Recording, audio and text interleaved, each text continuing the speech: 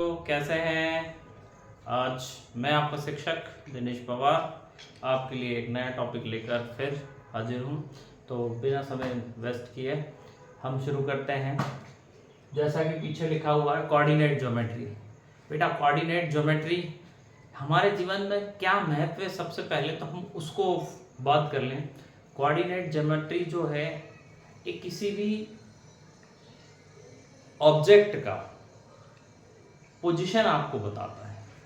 जैसे कि आपने, यदि मैं एक नॉर्मल वेब सीरीज का नाम लूं तो एक असुर वेब सीरीज आई है, उसके अंदर कोऑर्डिनेट्स आते हैं बार बार बार, और जिन बच्चों ने देखी होगी तो वो वहाँ कोऑर्डिनेट वर्ड सुने होंगे। तो वो कोऑर्डिनेट्स जो है वो हमारे यही कोऑर्डिनेट्स हैं। किसी भी वस्तु को कहीं भी दर्शाने के लिए किसी भी प्लेन में आपको कोई ना कोई कोऑर्डिनेट्स चाहिए, जिससे कि आप उसकी एग्जैक्ट लोकेशन आप बता पाएं। जैसे आपका गूगल मैप है वो पूरा कोऑर्डिनेट बेस्ड काम करता है। जैसे आपका घर, एक छोटा सा एग्जांपल ले लेता हूं, यदि किसी शहर में आपके घर की लोकेशन एग्जैक्ट पता करनी हो, पोस्टमैन आता है, डाकिया डाक लाया, ठीक है ना, डाक जब लाता है तो वो कैसे आपके घर तक, उसके ऊपर एड्रेस लिखा होता है।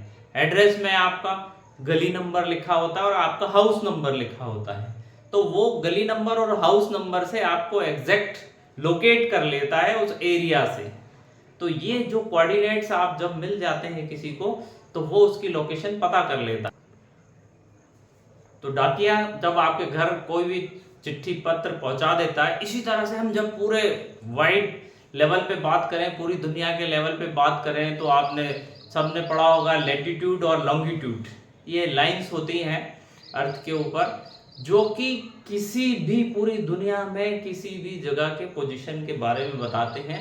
तो वो लैटिट्यूड्स और लॉन्गिट्यूड्स जो हैं, जब वो एक दूसरे को क्रॉस करती हैं तो उससे हमारे पॉइंट जनरेट होते हैं, और उसको जनरेट करने के दौरान ही वो पॉइंट एग्जैक्ट हम फाइंड कर सकते हैं। और गूगल मैप हमारा क्या करता है, उन पॉइंट्स को ही आइडेंटिफाई करता है और आपको बिल्कुल सटीक जानकारी प्रदान करता है जहां भी आपको जाना हो। तो वो आपके कोऑर्डिनेट्स ही हैं। तो आज हमारा टॉपिक है कोऑर्डिनेट ज्योमेट्री।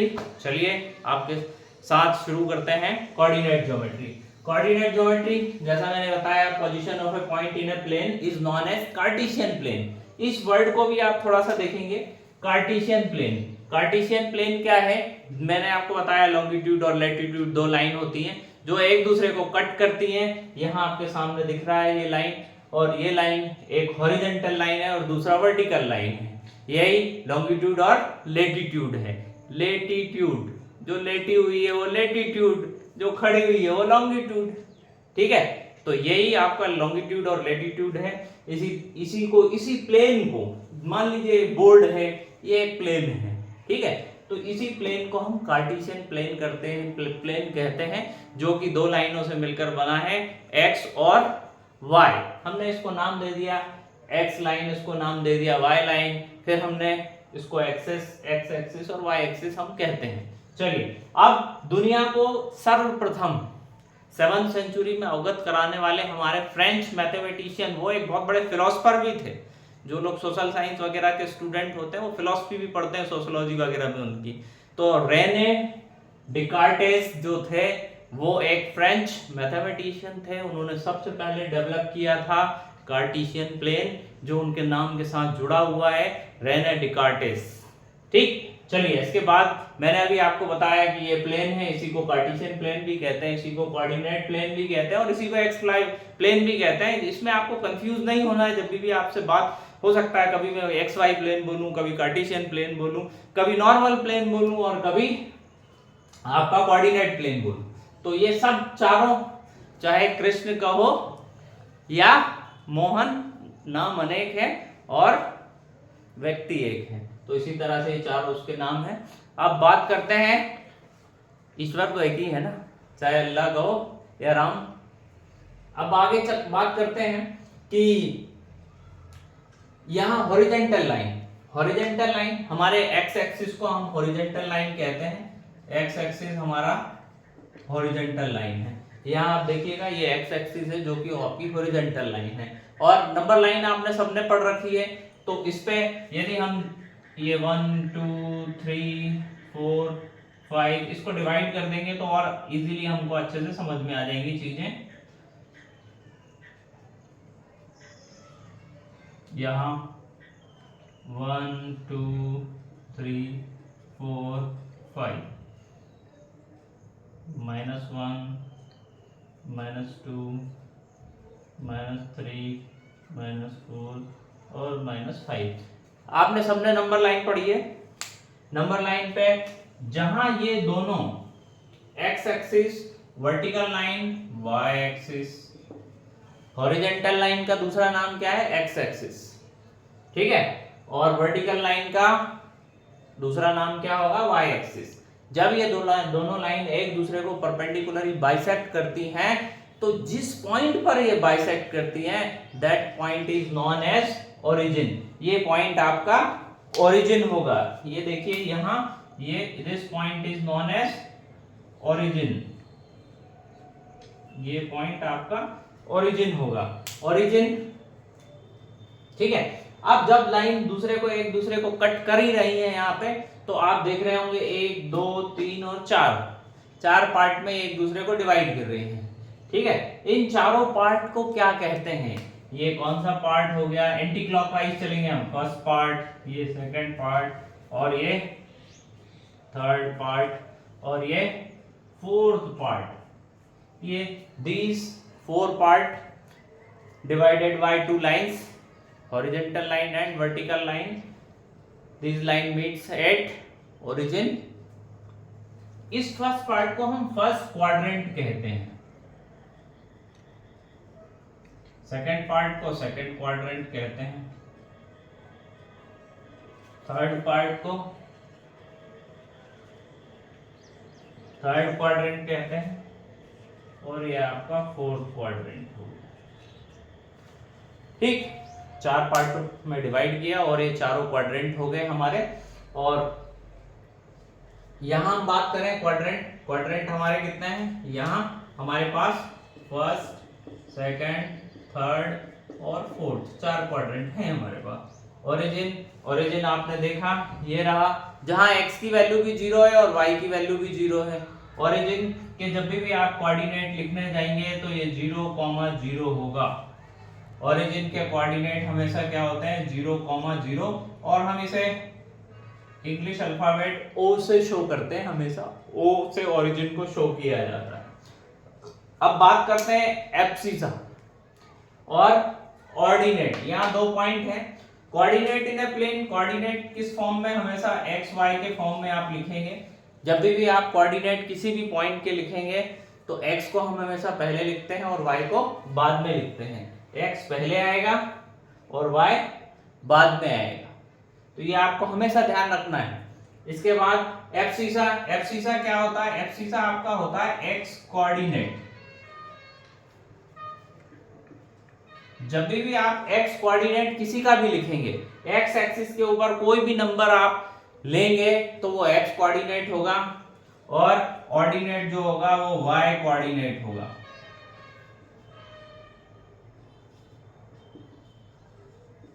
ठीक है, यहां स्मॉल लिखा है तो मैं स्मॉल ही इसको भी लिख देता हूं जिससे कंफ्यूज ना हो आप। ठीक है, तो x कोऑर्डिनेट क्या होगा? x एक्सिस से लिया गया पॉइंट। y कोऑर्डिनेट क्या होगा? y एक्सिस से लिया गया पॉइंट। तो आई होप ये आपको क्लियर हुआ होगा। अब इन दोनों लाइन को आप देखें तो ये एक नंबर लाइन है। नंबर लाइन के राइट हैंड साइड में सारे पॉजिटिव नंबर है और नेगेटिव में लेफ्ट हैंड साइड में सारे नेगेटिव नंबर है ना। तो यहां देखें, ये नेगेटिव नंबर और ये पॉजिटिव नंबर। जब इस लाइन को ही मैंने 90 डिग्री से घुमा दिया तो ये y एक्सिस दूसरी लाइन बनी, उसमें ऊपर पॉजिटिव है और नीचे नेगेटिव है सारे। तो ये हमारा पॉजिटिव इस साइड और इस साइड नेगेटिव, ऊपर पॉजिटिव और नीचे नेगेटिव। अब हम डिसाइड करते हैं हमारे इन क्वाड्रेंट्स में साइन क्या होंगे। जैसा कि हमने बताया कि हमेशा x और y फॉर्म में ही हम इन्हें लिखेंगे। क्वाड्रेंट्स में जब भी लिखा जाएगा तो x पहले लिखा जाएगा और y बाद में लिखा जाएगा। x पहले और y बाद में। यहां इसके कोऑर्डिनेट जब भी लिखे जाएंगे तो x y फॉर्म में ही लिखे जाएंगे। अब हमें साइन लगाना है। तो आप देखिए इधर यहाँ ये सब पॉजिटिव है एक्स एक्सिस पे भी, और वाई एक्सिस पे भी क्या सब पॉजिटिव ही है ना भाई। देखिए पूरा ये पॉजिटिव एक्सिस, ये भी पॉजिटिव एक्सिस, तो इन दोनों के साइन हमेशा पॉजिटिव ही रहेंगे। ये या ऐसे भी लिख सकते हैं आप पॉजिटिव। ठीक, अब सेकंड क्वाड्रेंट में जब हम चलते हैं, सेकंड क्वाड्रेंट में देखिए अब हमको x और y के फॉर्म में लिखना है। x कैसा है, अरे x कैसा है भाई, x नेगेटिव नंबर से माइनस माइनस माइनस सब सारे नंबर, तो x पहले इसलिए x का माइनस होगा और इसका प्लस। आप ऐसे लिखना चाहें तो इसके सिंबल जो होंगे माइनस प्लस होंगे। इसके बाद थर्ड क्वाड्रेंट में आते हैं, तो देखिए भाई यहाँ तो दोनों नेगेटिव हो गए हैं, तो ये भी नेगेटिव और ये भी नेगेटिव। आप इसके सिंबल जो लिखेंगे वो नेगेटिव नेगेटिव फॉर्म में लिखेंगे दोनों, यहाँ जो भी आएगा नेगेटिव फॉर्म में आएगा। फोर्थ क्वाड्रेंट में चलते हैं। फोर्थ क्वाड्रेंट में x तो पॉजिटिव है लेकिन y नेगेटिव है, तो इसके सिंबल हमेशा पॉजिटिव नेगेटिव होंगे। तो ये चारों क्वाड्रेंट के चार सिंबल हो गए। फर्स्ट क्वाड्रेंट का प्लस प्लस, सेकंड क्वाड्रेंट का माइनस प्लस, ठीक है, इसके बाद थर्ड क्वाड्रेंट के माइनस माइनस और फोर्थ क्वाड्रेंट के प्लस माइनस। ये चारों सिंबल आपको ध्यान हमेशा रखना है ये कोऑर्डिनेट ज्योमेट्री करते समय। इसके बाद हम बात करते हैं रिप्रेजेंटेशन ऑफ ए पॉइंट्स। अब इस पूरी दुनिया में लॉन्गिट्यूड लैटिट्यूड से ही सब कुछ रिप्रेजेंट हो रहा है, तो यहाँ भी हम कुछ प्रयास करते हैं। तो सबसे पहली बात करता हूं मैं आपसे यहाँ कि इसके ऊपर representation of a points on a plane. अब यहाँ हम देखेंगे कि टोटल 8 टाइप के पॉइंट्स हम रिप्रेजेंट करना है प्रेजेंट प्लेन के ऊपर। जो हमारा XY प्लेन है उस पे हम 8 टाइप के पॉइंट्स, ठीक है, दिखाएंगे। तो पहले मैं इन 4 टाइप्स के पॉइंट की बात कर लेता हूं।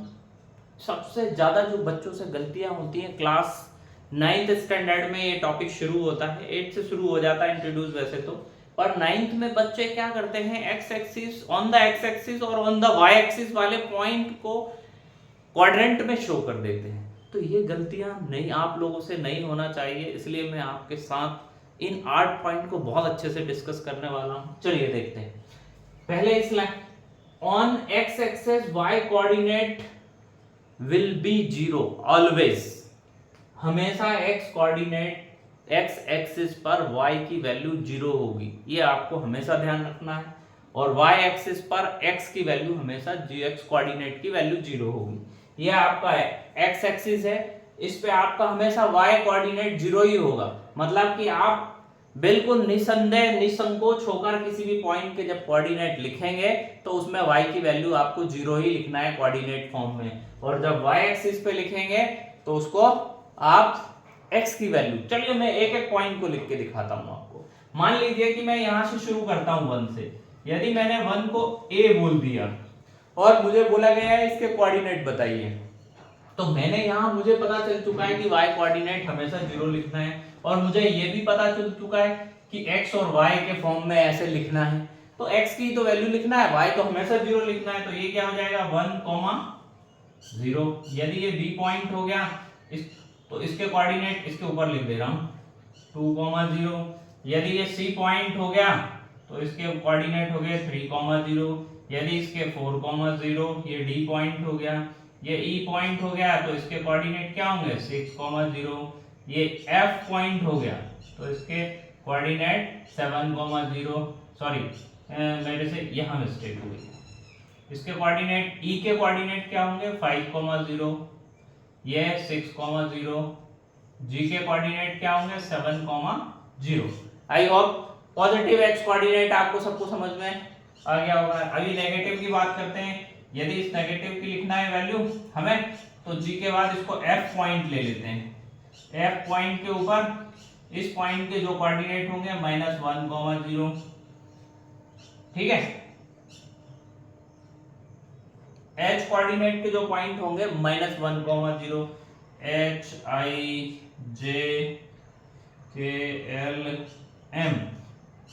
हाँ तो बताइए आप ये -2 है तो पहले -2 आ जाएगा भाई, और यहाँ 0 होना है। यहाँ इसके कोऑर्डिनेट लिखना है तो -3, 0 हो जाएगी। यहाँ -4, 0 हो जाएगा। यहाँ -5, 0 हो जाएगा। यहाँ -6, 0 हो जाएगा। तो ये सारे point on the X axis है। इसी तरह से सिमिलरली अब हम जब y कोऑर्डिनेट लिखते हैं, y कोऑर्डिनेट को देखिए, यहाँ तक m तक हो गया, नाम बदल देते हैं हम, n o हो चुका है हमारा, इसलिए o हम यहाँ इसको ओरिजिन को देते हैं n o p q r s t u। तो हम p पॉइंट के यदि कोऑर्डिनेट लिखना चाहें, n पॉइंट के लिखना चाहें, तो अब हमें पता चल चुका है कि यहाँ y एक्सिस पे कौन 0 हो जाएगा, आपका x 0 हो जाएगा। यहाँ 0,1, 0,2, 0,3, 0,4, 0,5, 0,6, 0,7।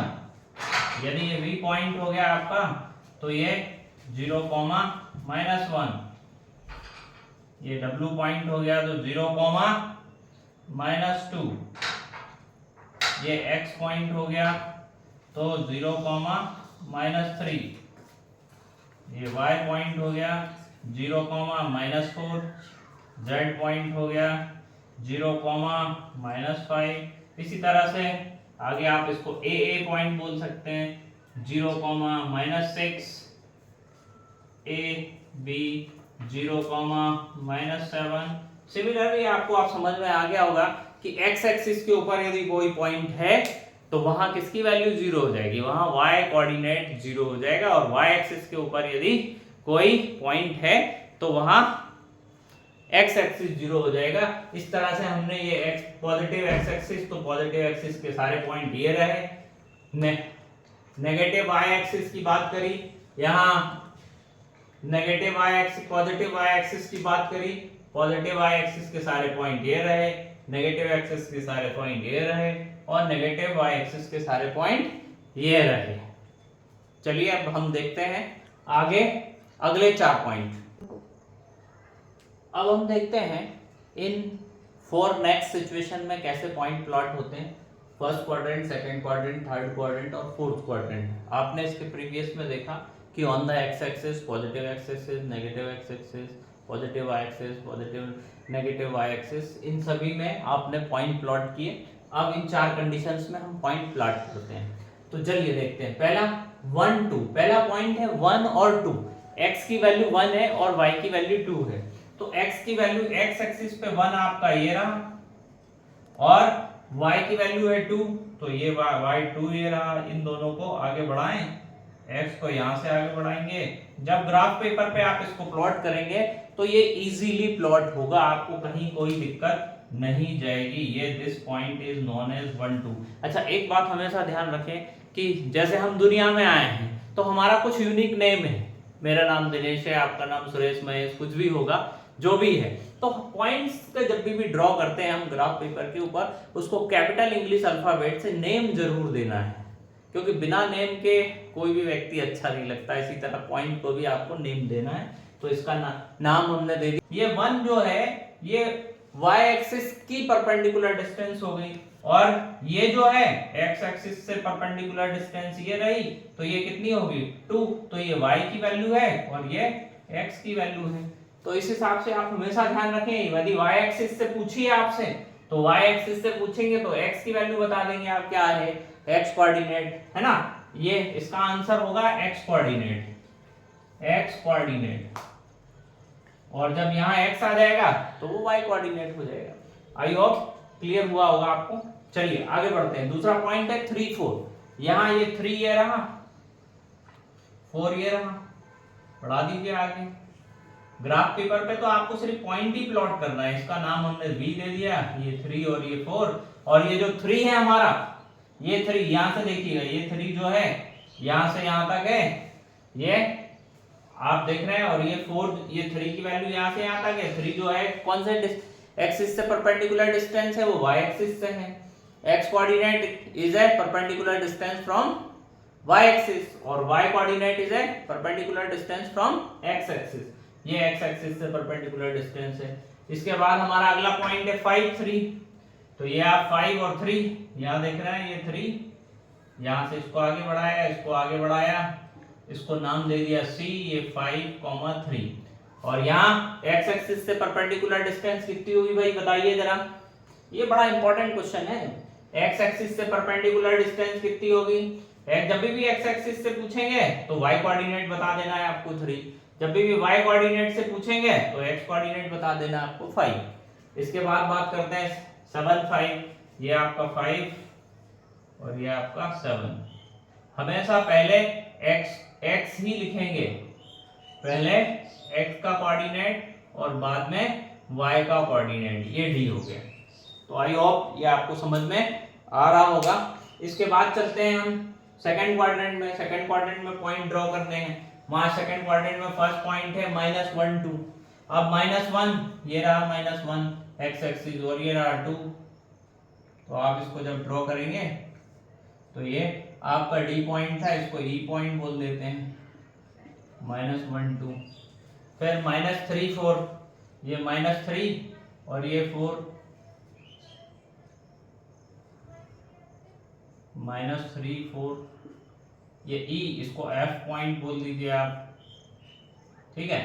फिर -5 3, -5 और ये 3, तो -5 को आप यहां से बढ़ा लीजिए और ये -5 3 हो जाएगा और इसका नया नाम क्या हो जाएगा? जी पॉइंट। ये जो पॉइंट है एग्जैक्ट लोकेशन, आपकी लोकेशन ऑफ द पॉइंट जो ये है, लोकेशन ऑफ द पॉइंट ये है, लोकेशन ऑफ द पॉइंट ये है। ये आपको ध्यान देना है कि ये पॉइंट के कोऑर्डिनेट है। ये सबने असुर वेब सीरीज देखी होगी, उसमें कोऑर्डिनेट्स आते हैं, यहाँ देखेंगे ये इसके कोऑर्डिनेट्स हैं।